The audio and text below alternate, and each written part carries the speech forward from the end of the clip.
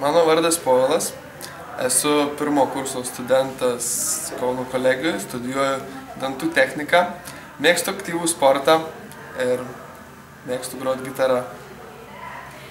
Sveikas Povilai, mes tau turim 3 klausimus ir pirmas iš jų yra, ką valgai pusryčiams? Pusryčiam dažniausiai valgau kiaušinienę, kaip papuola kažką, ką būnu pasigaminęs iš vakaro, kas likę, arba kiaušinienę. Gerai, antras klausimas, kiek kartų per minutę pavesda gulbė, plaukdama 3 metrų per sekundę greičiu? Oi, man reiks susirašyti. Aš tau galiu pakartot klausimą. Taip. Dabar lėtai. Kiek kartų per minutę, plaukdama 3 metrų per sekundę greičiu, pavesda gulbė? Priklauso nuo to, ką jinai valgy pusryčiam.